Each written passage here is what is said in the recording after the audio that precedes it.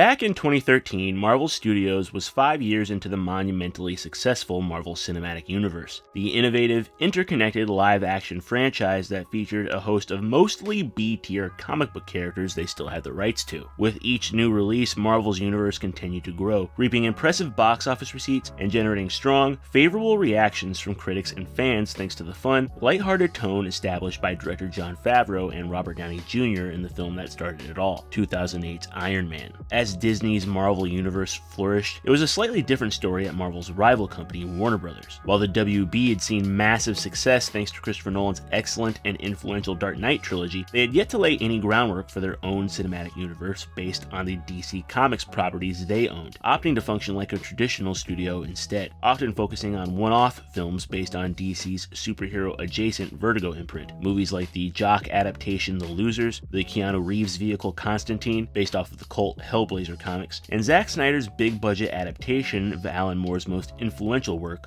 Watchmen. While they had made a half-hearted attempt at a cinematic universe with 2011's Green Lantern, wedging in Angela Bassett's Amanda Waller and Cadmus Labs to serve as DC's version of Nick Fury and S.H.I.E.L.D. respectively, i.e. the bridging material that held the early MCU movies together, the film proved to be a critical and financial disaster, and that plan was quickly abandoned. With the conclusion of Nolan's trilogy, Warner Brothers realized they needed to take a more definitive swing at establishing their own cinematic universe, and turned to Watchmen helmer Zack Snyder to be its architect. Snyder kicked Warner Brothers' DCEU off on a divisive foot with 2013's Man of Steel, a decidedly dour, self-serious interpretation of DC Comics and comics in general's flagship superhero, Superman, substituting the hopeful pop iconography of its subject in favor of a muted visual style, moral ambiguity. What was I supposed to do?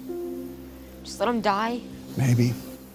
And grim dark violence that evoked 9/11 imagery as often as possible. Despite Man of Steel's lukewarm critical and financial reception, Snyder continued to shape the early DCEU, doubling down on the divisive elements of his first effort with the second, Batman v Superman: Dawn of Justice, swaying the tone of David Ayer's companion film Suicide Squad, which was subsequently hijacked by the studio following the disastrous results of Snyder's aforementioned sequel, and even influencing the climax of Patty Jenkins' otherwise traditional adaptation of Wonder Woman. The dubious CGI mess of a battle with Ares at the end of that film may as well have been directed by Snyder himself. In the end, Snyder's grimdark tone, which aimed to serve as a counterpoint to Warner Brothers' more hopeful, irreverent competition, proved to be a losing strategy for the studio. Though a late in the game tonal pivot resulted in some impressive financial wins, the aforementioned Wonder Woman and James Wan's initial entry in the Aquaman franchise, as well as a couple of critical hits, David F. Sandberg's Shazam and James Gunn's take on the Suicide Squad, nearly every subsequent effort from the studio would draw disastrous results. To add salt to the wound, Warner Brothers became known more for the drama unfolding behind the scenes than in theaters, whether it be the criminal exploits of the franchise's Flash, Ezra Miller, the firing of Zack Snyder and the backlash that followed, which resulted in the financially irresponsible release of the director's bloated version of the box office bomb Justice League, or the attempted hijacking of the franchise itself by one of Hollywood's biggest egomaniacs. It all ultimately led to the series' ignoble end, concluding with its final effort, last year's Aquaman and the Lost Kingdom, a film that was essentially aborted by Warner Brothers with a half-hearted marketing push.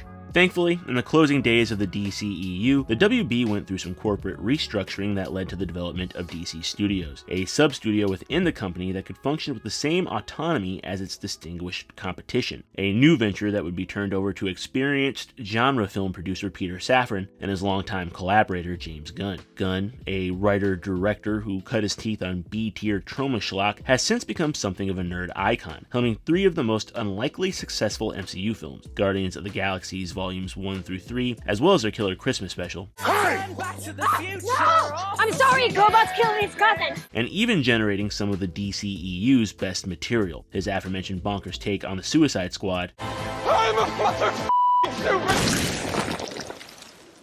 as well as its excellent television spin-off series Peacemaker. Following his appointment, Gunn wasted no time laying out an extensive plan for DC's rebooted universe, a plan that the writer-director will kick off himself with a brand new Superman film leading the charge. And if the first look image and leaked set photos are to be believed, Superman will be leading that charge crotch first. Set to premiere on July 11th, 2025, James Gunn's Superman will star relative unknown David Corenswet as the Man of Steel, and the marvelous Mrs. Maisel's Rachel Brosnahan as his longtime love interest, Lois Lane. In an effort to drum up excitement for the film, Gunn took to social media to unveil the costume by posting an image of Superman calmly preparing for battle as some sort of energy blast threatens Metropolis in the background. While the initial image was mostly met with a positive to indifferent reception from fans, a vocal chorus of detractors took issue with the specific element of the suit. Not the new take on Superman's stylized S-shield or the return of his yellow utility belt, but rather with Superman's crotch, specifically his tight, bright red trunks. I hate the fucking red underwear. It's one of the stupidest designs in comic book history.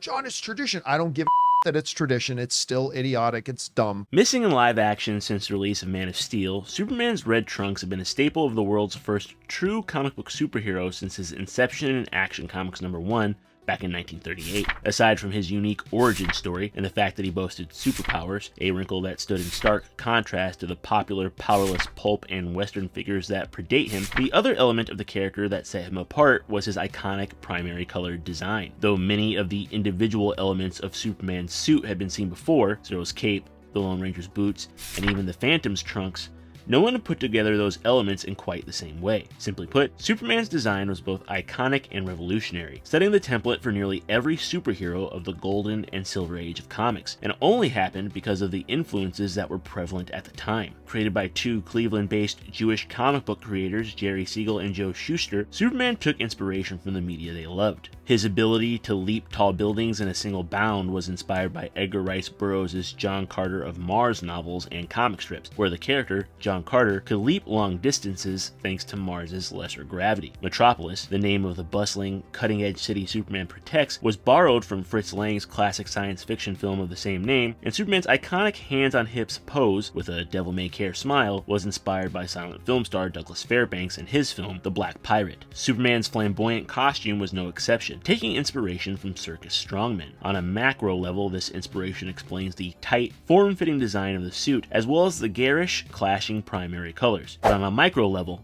well, a decent-sized level, it explains the trunks. At the time, the famous circus strongmen of the day, men like Eugene Sandow, the father of modern bodybuilding, Pierre Gasnier, who was known for breaking chains across his chest by expanding his ribcage, and Louis Cyr, who once held a platform of 18 men on his back, would wear the high-waisted trunks, which were fashionable then and in a galaxy far, far away, in order to show off their impressive physiques while maintaining modesty. Keeping that historical context in mind, it's clear that Superman's trunks weren't just some arbitrary inclusion in the character's design, but a clever visual shorthand to signify his immense strength. Though beyond serving as a mere symbol of strength or a simple aesthetic decision, one that breaks up the design and prevents the character from looking like the contourless blue thumb he's appeared as in live action over the past decade or so, Superman's trunks represent so much more. According to a poll run by Gunn himself on the social media hellscape X, formerly known as Twitter, we can assume that nearly half of Superman's fanbase, or at least half of the people that took part in the poll, believe that Superman's trunks are antiquated and silly, and the truth is,